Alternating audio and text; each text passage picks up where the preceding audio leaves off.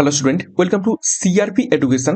CRP education এই চ্যানেলে তোমাদের সকলকে স্বাগত। এবং আজকে আরো একটি গুরুত্বপূর্ণ তোমাদের আপকামিং রেলওয়ে পরীক্ষাকে লক্ষ্য করে জিকে প্র্যাকটিস সেটের ক্লাস নিয়ে আমি হাজির হয়ে পড়েছি। আপকামিং এনটিপিসি, গ্রুপ ডি এবং আরপিএফ পরীক্ষার জন্য এই সমস্ত জিকে প্র্যাকটিস সেটগুলো খুবই খুবই ইম্পর্টেন্ট। তো ক্লাসগুলো তোমরা দুপুর 12টা থেকে ফলো করবে এবং বিগত 4খানা ক্লাস আমরা অলরেডি করে ফেলেছি এবং আজকে আমরা 5 নম্বর প্র্যাকটিস সেট করব এবং গুরুত্বপূর্ণ 30টি প্রশ্ন উত্তর আজকে ক্লাসের মাধ্যমে আমরা দেখে নেব। তো আমাদের এই নতুন চ্যানেল সিআরপি এডুকেশনে নতুন হয়ে থাকলে অবশ্যই চ্যানেলটিকে সাবস্ক্রাইব করো, পাশের বেল আইকনটা প্রেস করে রাখো এবং টেলিগ্রামে যুক্ত হয়ে যাও। তো যাই হোক, আজকে ক্লাসে যে গুরুত্বপূর্ণ 30টি প্রশ্ন উত্তর রয়েছে সেগুলো এবারে এক এক করে দেখে নেওয়া যাক। দেখো, প্রথম প্রশ্ন, 1 নম্বর প্রশ্ন কি বলছে? বায়ু যত শুষ্ক হবে বাষ্পায়নের হারের কি রকম পরিবর্তন ঘটবে? প্রত্যেকটা প্রশ্ন চলাকালীন চেষ্টা করবে নিজেরাই সঠিক উত্তরগুলো কমেন্ট বক্সে কমেন্ট করার, এবং আমার উত্তরের সাথে মেলাতে থাকবে তোমাদের উত্তরগুলো মিলছে কি, প্র্যাকটিসটা হবে। তো বায়ু যত শুষ্ক হবে বাষ্পায়নের হার কিরকম বাড়বে? সঠিক উত্তর হবে অপশন বি, পরিবর্তন হবে, বাড়বে, অর্থাৎ বাষ্পায়নের হারটা বাড়বে বায়ু যত শুষ্ক হবে। নেক্সট 2 নম্বর প্রশ্ন, কত সালে পুরুষ ওয়ার্ল্ড বক্সিং চ্যাম্পিয়নশিপ শুরু হয়? নিচের কোন সাল থেকে?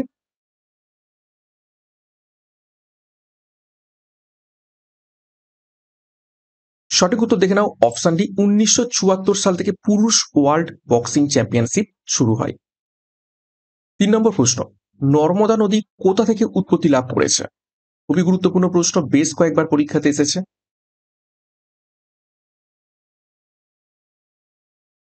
নিচের কোন স্থান থেকে নর্মদা নদী উৎপত্তি লাভ করেছে?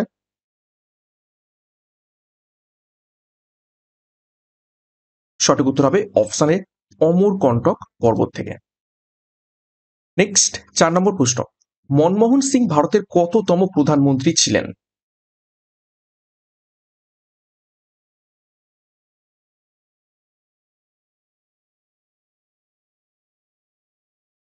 সঠিক উত্তর হবে অপশন ডি, 13তম। 13 ও মানে 14তম, এই দুটো সময়েই মনমোহন সিং ভারতের প্রধানমন্ত্রী ছিলেন। কত সাল থেকে?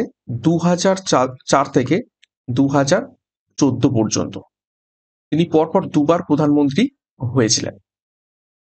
নেক্সট একটি গুরুত্বপূর্ণ ঘোষণা তোমাদের জন্য, সিআরপি এডুকেশনের তত্ত্বাবধানে আপকামিং রেলওয়ে পরীক্ষাকে লক্ষ্য করে বন্দে ভারত এক্সপ্রেস ব্যাচ 2025 লঞ্চ করা হয়েছে, যেখানে আপকামিং এনটিপিসি, রেলওয়ে গ্রুপ এবং আরপিএফ পরীক্ষার সেরা প্রস্তুতি পাবে। সম্পূর্ণ পরীক্ষার সিলেবাস এবং এক্সামের প্যাটার্ন অনুযায়ী প্রত্যেকটা বিষয়, প্রত্যেকটা অধ্যায় ধরে ধরে ডেসক্রিপটিভ প্যাটার্নের থিওরি এবং প্রশ্নোত্তরের মাধ্যমে ক্লাসগুলো করা হবে।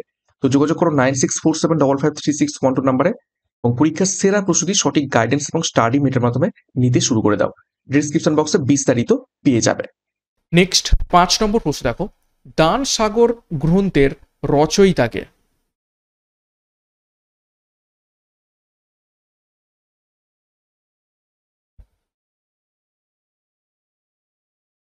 তো সঠিক উত্তর হয়ে যাবে এখান থেকে অপশন সি, বল্লাল সেন হয়ে যাবে দান সাগর গ্রন্থের রচয়িতা। দেখো, কিছু ঐতিহাসিক গ্রন্থ এবং তাদের রচয়িতার নাম দেখে নেব। মালবিকা অগ্নিমিত্রম লিখেছেন কালিদাস, মহাভাষ্য লিখেছেন পতঞ্জলি, পঞ্চতন্ত্র লিখেছেন বিষ্ণু শর্মা, সুশ্রুত সংহিতা লিখেছেন সুশ্রুত, অষ্টাধ্যায়ী লিখেছেন পাণিনি, রামচরিত লিখেছেন সন্ধ্যাকর নন্দী, রামচরিত মানস লিখেছেন তুলসীদাস, বুদ্ধচরিত লিখেছেন অশ্বঘোষ, অমর কোষ লিখেছেন অমর সিংহ, যুক্তি কল্পতরু লিখেছেন ভোজ, মত্তবিলাস লিখেছেন মহেন্দ্র বর্মন, আয়ুর্বেদ দীপিকা লিখেছেন চক্রপাণি দত্ত। নেক্সট 6 নম্বর প্রশ্ন দেখো, কোন দেশটি আন্দামান দ্বীপপুঞ্জের নিকটে অবস্থিত রয়েছে? 4টে দেশ দেখো, থাইল্যান্ড, মায়ানমার, ইন্দোনেশিয়া নাকি শ্রীলঙ্কা। তো কোন দেশটা আন্দামান দ্বীপপুঞ্জের একদম নিকটে অবস্থিত রয়েছে, সব থেকে কম ডিস্টেন্সে?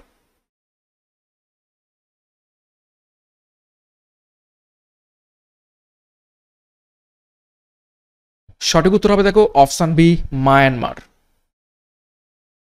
7 নম্বর প্রশ্ন, বনলতা সেন কাব্যগ্রন্থটি কার লেখা?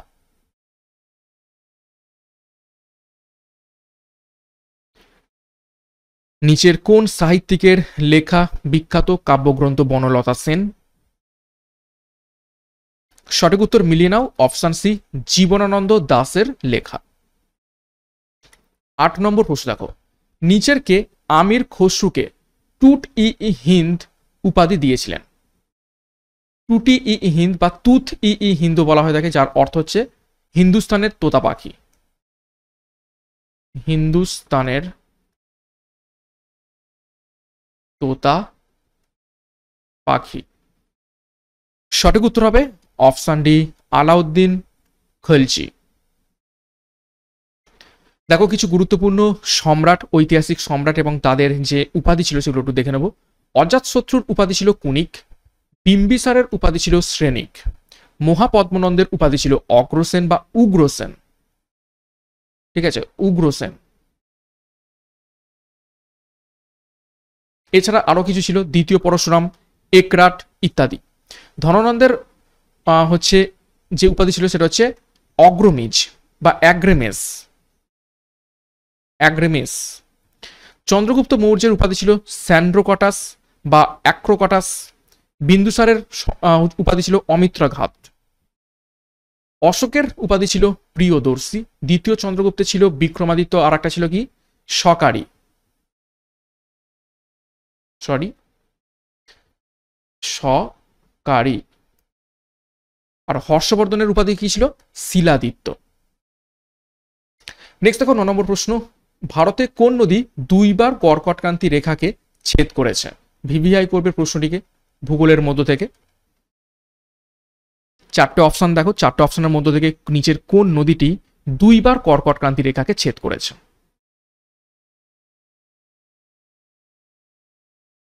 সঠিক উত্তর হবে অপশন সি মাহি নদী।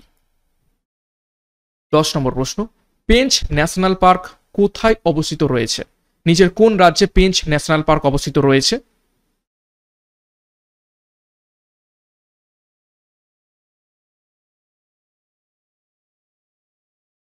সঠিক উত্তর দেখো অপশন বি মধ্যপ্রদেশে। দেখো কিছু গুরুত্বপূর্ণ জাতীয় উদ্যান বা ন্যাশনাল পার্ক কোন কোন রাজ্যে অবস্থিত একটু দেখে নিই।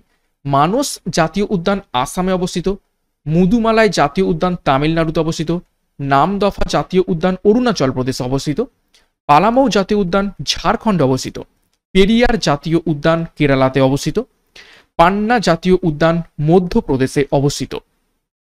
এছাড়া দেখো সিমলিপাল জাতীয় উদ্যান উড়িষ্যাতে অবস্থিত, তাডোবা জাতীয় উদ্যান মহারাষ্ট্রে অবস্থিত, গ্রেট হিমালয়ান জাতীয় উদ্যান হিমাচল প্রদেশে অবস্থিত, ইন্দ্রাবতী ন্যাশনাল পার্ক ছত্তিশগড়ে অবস্থিত, নন্দাদেবী ন্যাশনাল পার্ক উত্তরাখণ্ডে অবস্থিত। তো গুরুত্বপূর্ণ আমরা বিভিন্ন জাতীয় উদ্যান বা ন্যাশনাল পার্ক কোন কোন রাজ্যে অবস্থিত সেগুলো দেখে নিলাম। 11 নম্বর প্রশ্ন দেখো, নেপানগড় নিম্নের কোনটির উৎপাদনের জন্য বিখ্যাত? ভারতের বিভিন্ন শহর কোন কোন শিল্প উৎপাদনের জন্য বিখ্যাত হয়ে রয়েছে সেই ধরনের প্রশ্ন কিন্তু পরীক্ষায় এসে থাকে। তো সেরকমই একটা গুরুত্বপূর্ণ প্রশ্ন, নেপানগড় নিচের কোনটির উৎপাদনের জন্য বিখ্যাত হয়ে রয়েছে? সঠিক উত্তর হবে অপশন সি নিউজ প্রিন্ট। দেখো কিছু শহর সেগুলো কোন কোন শিল্পের জন্য বিখ্যাত একটু দেখে নেব। ত্রিবেণী কাগজ শিল্পের জন্য বিখ্যাত, হলদিয়া তৈল শোধনাগারের জন্য বিখ্যাত, রানীগঞ্জ কয়লা খনির জন্য বিখ্যাত, ভিলাই ইস্পাত কারখানার জন্য বিখ্যাত, ঝরিয়া কয়লার জন্য বিখ্যাত, বাটানগর জুতোর জন্য বিখ্যাত। এছাড়া আলিগড় তালা চাবির জন্য বিখ্যাত, নাসিক কারেন্সি নোট প্রেসের জন্য বিখ্যাত, জয়পুর মৃৎপাত্র এবং সূচিকর্মের জন্য বিখ্যাত, আগ্রা চর্মশিল্পের জন্য বিখ্যাত এবং অন্ধ্রপ্রদেশের গুন্টুর তুলা এবং তামাকের জন্য বিখ্যাত হয়ে রয়েছে। 12 নম্বর প্রশ্ন দেখো, ভারতের জাতীয় প্রতীকের নিচে জাতীয় লক্ষ্য হিসাবে কি লেখা রয়েছে?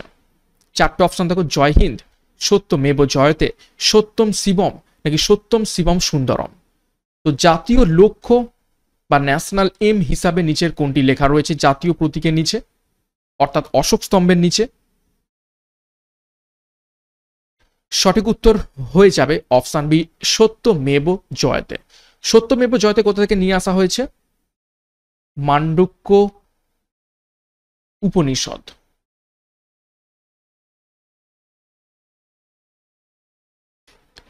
13 নম্বর প্রশ্ন দেখো, বাগদাদ শহরটি কোন নদীর তীরে অবস্থিত? বিশ্বের বিভিন্ন নদী তীরবর্তী শহর সমূহ পরীক্ষায় এসে থাকে। তো বাগদাদ শহরটি নিচের কোন নদীর তীরে অবস্থিত? সঠিক উত্তর করার চেষ্টা করো। সঠিক উত্তর হবে, দেখে নাও, অপশন ডি, টাইগ্রিস নদীর তীরে অবস্থিত রয়েছে। দেখো কিছু গুরুত্বপূর্ণ শহর বিশ্বের মধ্য থেকে এবং সেগুলো কোন কোন নদীর তীরে অবস্থিত একটু দেখে নিই। আলেকজান্দ্রিয়া অবস্থিত নীল নদের তীরে, আমস্টারডাম শহরটি অবস্থিত অ্যামসেল নদীর তীরে, বুদাপেস্ট শহরটি দানিউব নদীর তীরে অবস্থিত, রোম টাইবার নদীর তীরে, ব্যাংকক চাও ফ্রায়া নদীর তীরে, ভিয়েনা দানিউব নদীর তীরে, কাবুল নদীর তীরে এবং লন্ডন টেমস নদীর তীরে অবস্থিত। এছাড়া দেখো লিভারপুল মার্সেই নদীর তীরে, ডাবলিন লিফি নদীর তীরে, গ্লাসগো ক্লাইড নদীর তীরে, মাদ্রিদ মানজানারেস নদীর তীরে, লিসবন টাগুস নদীর তীরে, বার্লিন স্প্রি নদীর তীরে, নিউ ইয়র্ক হাডসন নদীর তীরে এবং সেন্ট লুইস মিসিসিপি নদীর তীরে অবস্থিত রয়েছে। 14 নম্বর প্রশ্ন দেখো, কর্কট ক্রান্তি রেখা কোন রাজ্যের মধ্য দিয়ে অতিক্রম করে?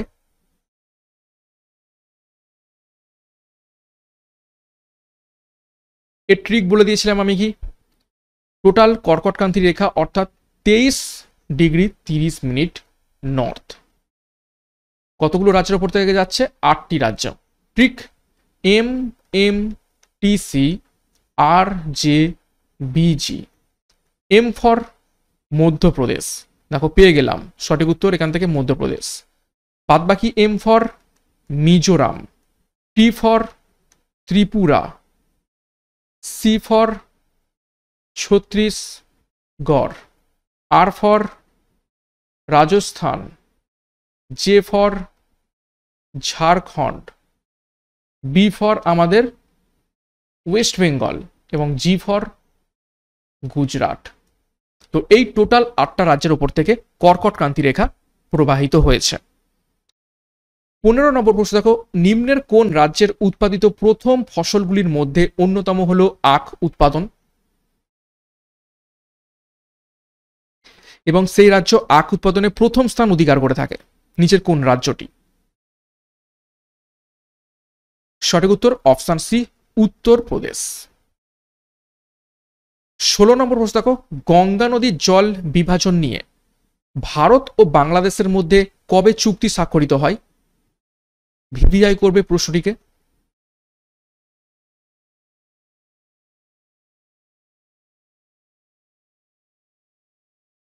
সঠিক উত্তর হবে অপশন বি, 1966 সালে। 17 নম্বর প্রশ্ন, নিম্নের কোন রাজ্য পূর্বে নেফা নামে পরিচিত ছিল? NEFA।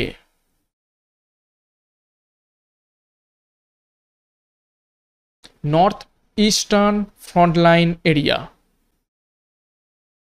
সঠিক উত্তর হবে অপশন ডি, অরুণাচল প্রদেশ নেফা নামে পরিচিত ছিল। নেক্সট দেখো কিছু গুরুত্বপূর্ণ শহর বা রাজ্য, সেগুলো মানে প্রাচীনকালে বা পূর্বে কি নাম ছিল সেগুলো দেখে নিই। দেখো পাটলিপুত্র প্রাচীন নাম বর্তমানে পাটনা, মাদ্রাজ প্রাচীন নাম বর্তমানে চেন্নাই, দাক্ষিণাত্য প্রাচীন নাম দক্ষিণ ভারত হচ্ছে বর্তমান, বর্ত প্রাচীন নাম উত্তর ভারত বর্তমান, পুন্ড্র প্রাচীন নাম উত্তরবঙ্গ বর্তমান নাম, সমতট পূর্ব নাম পূর্ববঙ্গ বর্তমান নাম, অঙ্গ প্রাচীন নাম ভাগলপুর বর্তমান নাম, মৎস্য প্রাচীন নাম জয়পুর বর্তমান নাম, কাশী প্রাচীন নাম বারাণসী বর্তমান নাম, ইন্দ্রপ্রস্থ এবং হস্তিনাপুর বর্তমান দিল্লিতে ছিল প্রাচীনকালে, মগধ প্রাচীন নাম এখন সেটি দক্ষিণ বিহার এবং কলিঙ্গ প্রাচীন নাম যেটা এখন বর্তমানে উড়িষ্যা রাজ্য। নেক্সট দেখো 18 নম্বর প্রশ্ন, কেরালার মুল্লাপেরিয়ার বাঁধ কোন নদীর উপর অবস্থিত রয়েছে?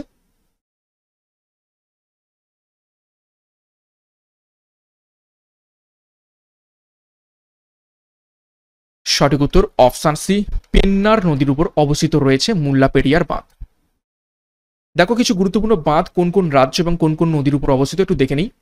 গান্ধী সাগর বাঁধ মধ্যপ্রদেশের চম্বল নদীর উপর অবস্থিত, উড়ি বাঁধ জম্মু কাশ্মীর ঝিলাম নদীর উপর অবস্থিত, সালাল বাঁধ জম্মু ও কাশ্মীর চেনাব নদীর উপর অবস্থিত, কয়না বাঁধ মহারাষ্ট্র কয়না নদীর উপর অবস্থিত। রাজঘাট বাঁধ উত্তরপ্রদেশ বাতোয়া নদীর উপর অবস্থিত। রানা প্রতাপ সাগর বাঁধ রাজস্থান চম্বল নদীর উপর অবস্থিত। ম্যাসেঞ্জার বাঁধ পশ্চিমবঙ্গ ময়ূরাক্ষ নদীর উপর অবস্থিত। উকাই বাঁধ গুজরাট তাপ্তি নদীর উপর অবস্থিত। নেক্সট 19 নম্বর প্রশ্ন, ছত্তিশগড় রাজ্যটি কোন সালে আত্মপ্রকাশ করে?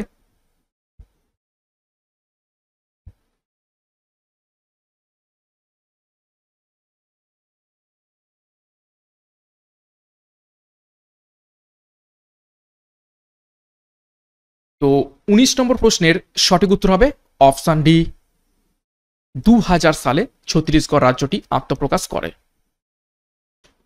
20 নম্বর প্রশ্ন, পদ্মশ্রী পুরস্কার জয়ী মৌমা দাস কোন খেলার সাথে যুক্ত রয়েছেন?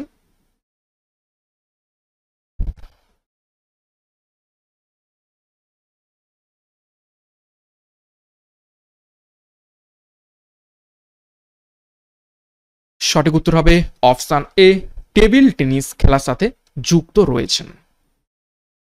21 নম্বর প্রশ্ন, রিভার অফ ডেথ কোন নদীকে বলা হয়?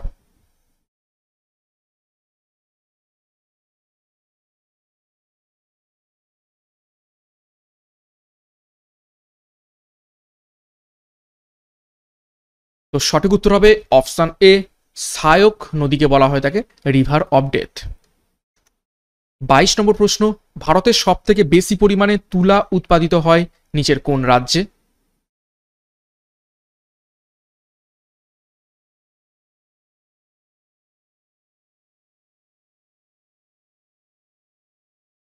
তো সঠিক উত্তর হবে অপশন বি, গুজরাটে। 23 নম্বর প্রশ্ন দেখো, বাংলার প্রথম স্বাধীন নবাব কে ছিলেন?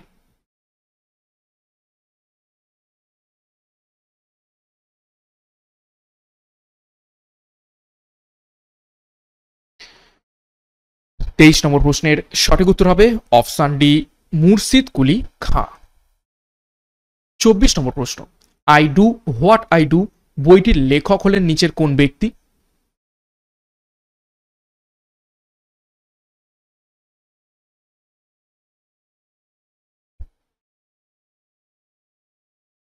সঠিক উত্তর হবে অপশন এ, রঘুরাম রাজন লিখেছেন এই বইটি। 25 নম্বর প্রশ্ন দেখো, নিম্নের কোন মহিলা বেদের কিছু স্তোত্র রচনা করেছিলেন?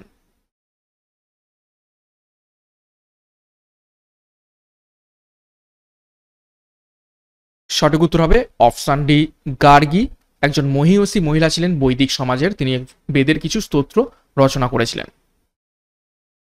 26, কতজন সদস্য নিয়ে লোকসভা গঠিত হয়?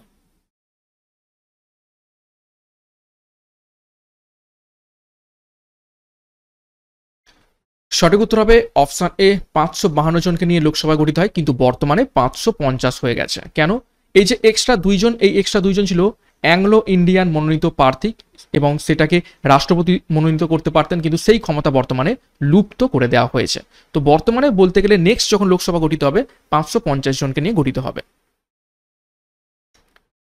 27 নম্বর প্রশ্ন, শিবাজি তার শাসনকালে মুসলিমদের কাছ থেকে যে কর আদায় করতেন তার নাম কি?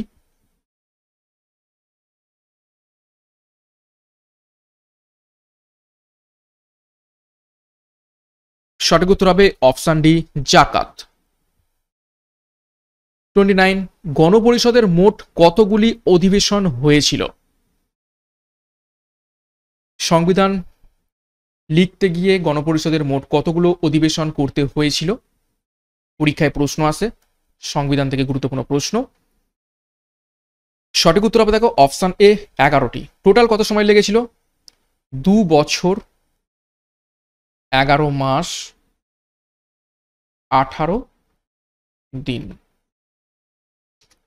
29 নম্বর প্রশ্ন দেখো, দ্য ওয়ার্ল্ড বিনিথ হিজ ফেট নিম্নের কার আত্মজীবনী? নিচের কোন খেলোয়াড়ের আত্মজীবনী the world beneath his fit?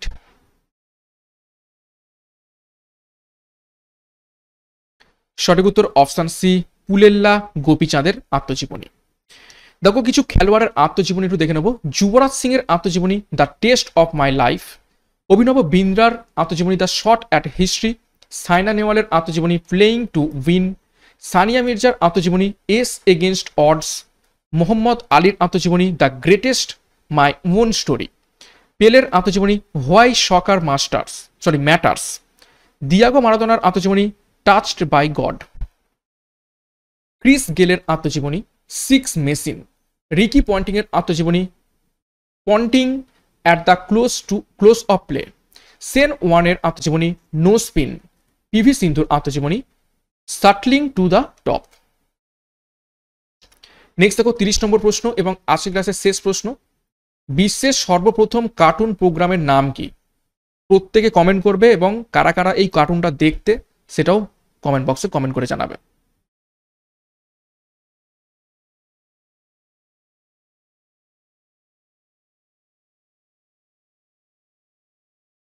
তো সঠিক উত্তর হবে অপশন বি, ফ্যান্টাসম্যাগোরি। এই কার্টুনটি বিশ্বের সর্বপ্রথম কার্টুন প্রোগ্রাম।